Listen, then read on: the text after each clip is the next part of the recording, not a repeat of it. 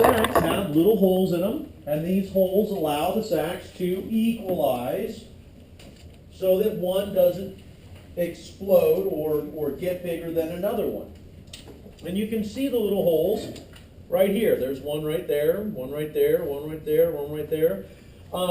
So yeah, they allow. And we saw in the lung that we inflated, we got to see the whole thing inflate, pretty much together and then deflate. Now what you guys didn't get, that the Saturday class got, which was completely weird, I don't know how this happened, I couldn't duplicate it. I tried very hard while we were there. We had a pluck. Your guys' pluck was cut about halfway through the trachea. Their pluck was complete. It also included the vocal cords. So when we hooked the BVM up to it and they began pumping it, I put it just right over the vocal cords to where the pluck did this. In the class. Now they thought I had rigged something up, and I didn't. We were actually getting the pluck to moo in the class. It was pretty crazy. When I pulled my hand away and tried to do it again, I couldn't replicate it, but we got it to moo like 7 times. It was awesome. It was so amazing that it was mooing. Okay? So, yeah. I'm still kind of geeked out over it because they were like, it's mooing. Oh my gosh, it's mooing. And they were filming it and everything. It was mooing. Okay? Wow. Pretty cool. So alveoli and alveolar sacs, we're talking about the sacs themselves. Now we got ahead of the other class, that's why I'm starting a little back. It gives you an idea what they look like. There's a sac. But then we have to think about the actual alveoli itself. It is simple squamous, type 1. Type 1, simple squamous type 1. Now they call it a pneumocyte, because we're talking about the lung now. Okay, a pneumocyte. Alveolar macrophages, we talked about those guys. Okay, and you know that APC cells are the only ones that have type 2 MHC receptors on them, right? Sure. Right. Okay, type 2 pneumocytes, they actually produce a chemical called surfactant that reduces surface tension. Surfactant reduces surface tension. How about that type 2 cell that produces surfactant that reduces surface tension? Surfactant is an oily secretion. Phospholipids and proteins, coats the alveoli surface and reduces surface tension, which is what I just said. So now we've heard it like 3 or 4 times now, so you know it's a test question. Okay? Hello, Yanni. Did you know that's an artist named Yanni? Some pretty, the songs themselves, which is appropriate, make you yawn. Yeah, it's awesome. They do. They're so like way mellow that you yawn when you listen to them. Okay, so as we take a closer look at this wonderful, wonderful illustration of alveoli and alveoli sacs, okay, we've got capillaries strewed throughout the entire alveolar sac, okay. Then we have the simple squamous. Notice the shape. Centrally located nucleus, simple squamous. Wow, I love 241. Wasn't it much more simplistic when we took 241? You're like, 241, there's no place like home, click, click. There's no place like home, click, click. Yeah. Okay, that's the second time that I've referenced The Wizard of Oz, and half of you have no clue what I'm referencing. That is so sad. Okay. Alveolar macrophages circulate around and pick up any type of debris. They call them dust cells. Well, because what are you breathing in? Yeah. Okay, then type 2 pneumocytes, those are the guys, the little yellow guy here, they're actually cuboidal cells, and they're going to secrete surfactant. Okay? And surfactant's going to reduce surface tension. The lungs themselves, respiratory distress. Well, difficult respiration due to alveolar collapse caused by type 2 pneumocytes that do not produce enough. Okay? Now, water wants to bind. Water wants to bind together. Okay? It's just the way water is. It wants to bind. Well, if you have water here and water here in the lungs, what does it want to do? Collapse. So if we reduce that tension, that need to bind, does it want to collapse? No. No, and that's an important statement. Okay, water wants to bind. If it wants to bind, it's going to pull it together. Okay? But if you reduce that, it stays open. Respiratory membrane, the thin membrane of alveoli where gas exchange takes place. So, respiratory distress syndrome. Now, they usually have this in children who don't produce enough surfactant. Okay, and we have a chemical surfactant that we can spray in there that reduces surface tension. There are 3 layers of the respiratory membrane: squamous epithelial cells, endothelial cells adjacent capillaries, and fused basement membrane. And there you go. So notice our red blood cell here, capillary lumen. Here's the capillary. Here's the fused basement membrane. Here's the alveolar epithelium. Surfactant on the surface of that, reducing the tension. Okay, so who has it? Who has it? No one has it. This class really doesn't have it. Susan, what are you drinking? Is it carbonated or is it just like lemonade? Oh, okay. It's an emergency. She's not feeling well. Okay, so if I had a soda and I shook the soda up and I turned the cap, what would happen? That's gas releasing from a liquid. That's gas leaving a liquid. What gas do we have that leaves a liquid? CO2. CO2 is found in blood. Blood is a liquid. It leaves the liquid. Well, don't they have to carbonate the soda? So they're putting the gas in to the liquid. So there's always going to be some type of liquid around. Always going to be a little bit of liquid in the lungs, a lot of liquid in the capillaries. We've got to reduce the liquid in the lungs so that it doesn't stick together. Okay? Diffusion across the respiratory membrane is very rapid because distance is short, really. We're going through a single layer of simple squamous, then a basement membrane, and then a capillary wall. Were the capillaries big anyways when we learned about them? No, not at all. They were super small, and they had little gaps in them. Fenestrations and pores and all that other good stuff, yeah. Okay? So, gases, O2, CO2, are lipid soluble. Inflammation of the lobules, also called pneumonia. Interesting. Okay? I'm pretty sure we call pneumonia a lot for pneumonia because everybody has pneumonia, right? It's a generalized term for anything that's going on with your lungs. Pneumonia. Okay? Bronchitis is what? A generalized term for inflammation and anything leading to the lungs. So, causes fluid to leak into the alveoli, compromises the function of the respiratory membrane. So you can't have fluid in there. First off, the fluid takes up space where air is supposed to be.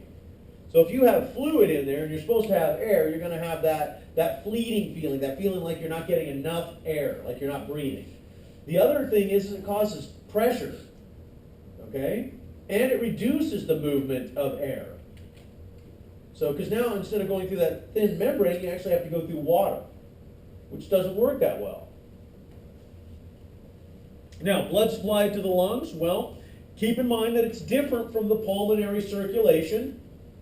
So, respiratory exchange surfaces receives blood from arteries of the pulmonary circuit.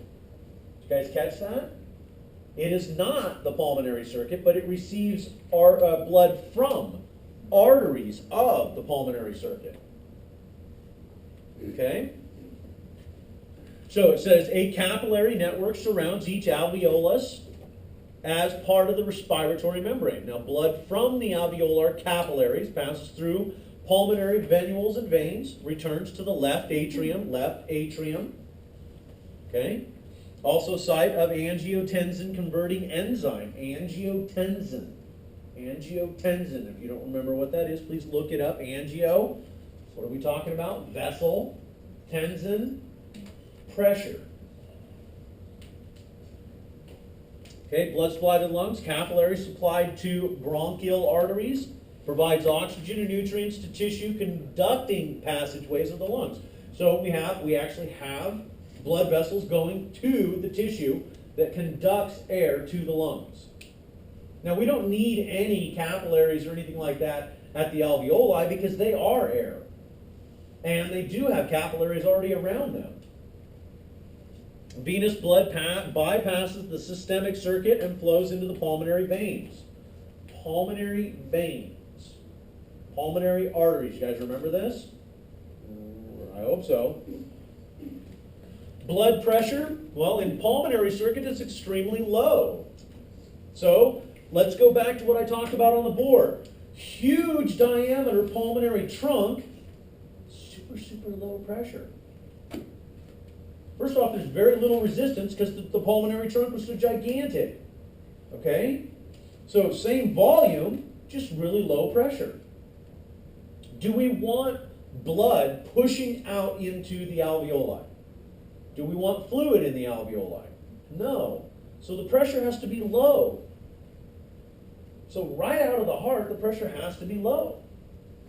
Okay? Pulmonary vessels are easily blocked by blood clots, fat, or air bubbles, causing pulmonary embolisms. Embolisms. Louisa had an embolism. She's like, no, I didn't. Leave me alone. I don't know what you're talking about. There are.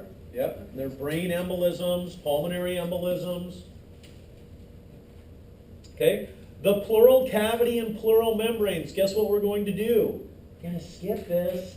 Because if you don't know it, that means that you missed lecture on the pericardial cavity. Okay. You missed lecture on the pericardial cavity. And in 241, you missed the entire lecture on membranes. All we're doing is changing the name. Pericardium, pleural, peritoneum. Don't forget the T. Peritoneum. Yeah. So we're skipping this. Skipping, oh my gosh, recall node, tissues, coverings, and linings from 241 way back when. Respiration refers to two integrated processes. That's always hard, and I keep forgetting. Are you supposed to put a comma in there or not? Because really, if you say it fast, refers to two. Yeah, I think you should put a comma in there to slow it down. Okay, refers to two integrated processes. Thank you. My own belief. External respiration includes all processes involved in exchange of O2 and CO2 with the environment. External respiration. Everybody take in a deep breath. Now sit up straight. Shake it off. Come on. Whatever you need to do to feel better about the fact that you're in class at 8:45 in the morning. Yawn real big if you need to, and then smile afterwards because it makes you feel good. Now everybody's yawning. Okay, external respiration. So that big deep breath air that you just did, yeah, that's external. It's called the environment. You're bringing it in from the environment. Then internal respiration results from cellular respiration, and it involves the uptake of O2 and production of CO2 within an individual cell. So what they're saying is that cell is saying, give me oxygen and I'll give you CO2. That cell, the body tissue cells, are saying, give me oxygen and I'll give you CO2. But in external respiration, we're saying, we'll take in oxygen, but we'll give you CO2. So it's just an exchange. Okay? The cells need O2 to work. We're going to pick up that O2 from the outside environment, and we're going to send it to them via the circulatory system. Internal respiration, cellular respiration. Hey, guess what? Internal respiration, cellular respiration. Guess what? Internal respiration, cellular respiration. All right. So, 3 processes of external respiration. Pulmonary ventilation, breathing. Just breathe. Breathe with me. Come on. There we go. Gas diffusion. And no, we're not talking about farting. Okay, we're talking about your lungs. Okay? All right, so across the membranes and capillaries within the lungs, transports O2 and CO2 between alveolar capillaries and between the capillary beds and other tissues. Okay, transport of O2 and CO2. 3 processes of external respiration. Pulmonary ventilation. Gas diffusion, the movement of O2 and CO2 across that membrane. And then transportation. There you go. And he's happy. Look at him. It's like, this is great. Okay? That picture is used in every book you could possibly think of, from Pearson to medical terminology. That guy's in every book. He's famous. He's the lung guy. Okay? So, yeah, notice gas diffusion, O2, tissue, we come back around, gas diffusion, CO2, gas diffusion, picking up and dropping off. Hello. Do you yawn because you need more oxygen? No, you yawn because other people are yawning. And it's one big chain of yawns throughout the day. So when one person starts it, Yeah, why is that? Why? and then everybody else starts doing it. It's awesome. Why? Because it feels good. But why does I that? don't know. It's suggestive. Can you imagine if people tooted? If that was contagious, you're like, and then everybody starts tooting, like, yeah, it'd be fun. awesome. Yeah. Oh, that's right. Women don't fart. What do you guys do? Nothing. Yeah. I don't know, but abnormal external respiration is dangerous. It is dangerous. Hypoxia, low tissue oxygen. Anoxia, complete lack. A means without. See the A right there? Anoxia? A-N actually means without. There's none. Zip, zero. Hypoxia just means low. Okay, so we have low tissue perfusion, and then absolutely none, anoxia. Okay, pulmonary ventilation is the physical movement of air in and out of the respiratory tract, provides alveolar ventilations. The movement of air, atmospheric pressure. The weight of air has several important physiological effects. That means that atmospheric pressure out here, this pressure around you, is always going to stay relatively the same, about 760 millimeters of mercury. Okay? About 760. I believe that's what they're calculating it at. Okay? So, whether it's going into the lungs or out of the lungs, it's always going to equalize sooner or later. It's always going to equalize. So, Boyle's law, and guess what? We're going to have a quiz this week, right? And the quiz is about laws. Sounds like our chemistry people up front are going to get hit twice with Boyle. Nice. Boyle's law defines the relationship between gas pressure and volume. In a contained gas, external pressures forces molecules closer together. Movement of gas molecules exerts pressure on the container. There you go. Okay? So, defines a relationship between gas, pressure, and volume. Okay? So, if you decrease the volume of the container, collisions occur more often per unit of time, increasing the pressure. So, the smaller the volume, the greater the pressure. If you increase the volume, fewer collisions occur per unit of time because it takes longer for gas molecules to travel from one wall to another. As a result, the gas pressure inside the container decreases. Bigger the volume, the less the pressure. Smaller the volume, the greater the pressure. Okay?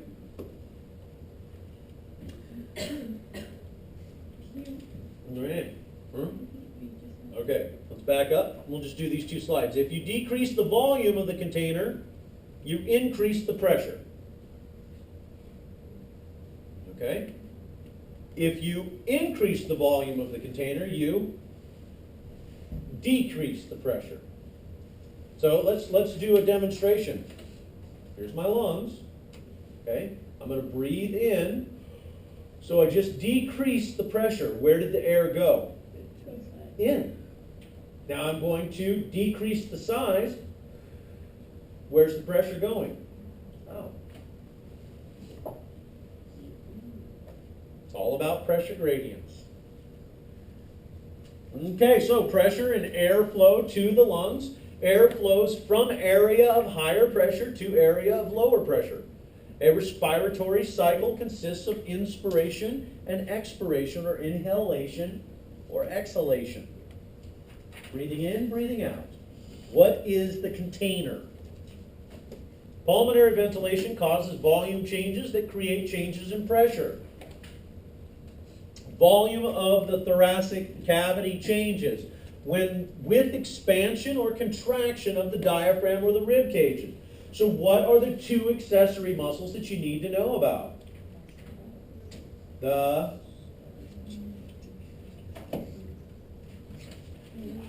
whoa.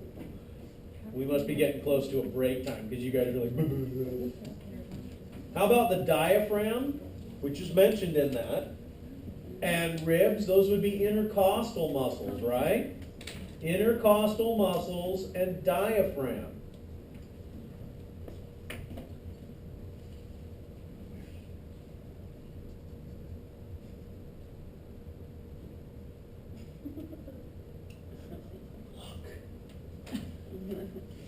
Need color, peeps, if you're just writing stuff down. If you don't have some type of indicator that says this is important, like eyeballs going, look, you're going to miss it. If it's just a bunch of lead, it isn't, yeah, nothing. Doesn't work for you. You need color.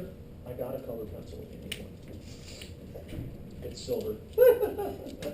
Okay. Volume of the thoracic cavity changes with expansion and contraction of the diaphragm or ribs, intercostal muscle or diaphragm. All right, so let's come over here. You guys can use this today. We'll give you a little bit of a break, so when you're on your break, we'll take about a 10-minute break or so. Think about this. This is your diaphragm down here, okay? And remember, we've got to change the volume in here. So if I go up with the diaphragm, do I increase or decrease the volume? So where'd the air go? Out. Increase, decrease, increase, decrease, increase, decrease. Yeah, who would have thunk it? That's a lung. That's your lungs. And that's how it works. Increasing, decreasing, increasing, decreasing. Greater pressure, lesser pressure. Greater pressure, lesser pressure. That's all it's going to keep doing, back and forth. Ultimately equalizing with atmospheric pressure every single time. All right, diaphragm contracts outward. Ribs elevate upward. That means we're doing what? If your diaphragm goes like this, increasing, and your ribs go like this, increasing, did we increase the volume? Okay, yeah. So, ribs and sternum elevate. Diaphragm contracts downward, so as the rib cage is elevated or the diaphragm is depressed, the volume of the thoracic cavity increases. So, there you go. Big, okay, less pressure. Because there's less pressure, where does the air go? In. Let's see that. Let's pull the diaphragm down. Let's contract the diaphragm down. Here we go. You ready? Greater volume, so lesser pressure. Where'd the air go? In. Yeah. Okay. Let's push. Let's relax the diaphragm. Contract, increasing the volume. Relax. Contract. Relax. All you're doing is changing the volume. That's all you're doing. And because you're changing the volume, guess what? The air is just going to move appropriately. from a greater to a lesser to a greater to a lesser to a greater, and it's just going to keep doing that over and over and over again. Okay, so they're talking about pressure. Pressure outside and inside equal, so no air movement occurs. So didn't I say that we're always going to equalize with atmospheric pressure? Once we equalize with atmospheric pressure, that means that no air exchange is occurring. None. We do have our parietal pleura, our pleural fluid, and our visceral pleura. Okay, so pressure inside decreases, so air flows in. So if we enlarge the container, where's the air going to go? In. If we decrease the volume, where's the air going to go? Out. We're building up pressure. Okay, let's stop at compliance. Take a break.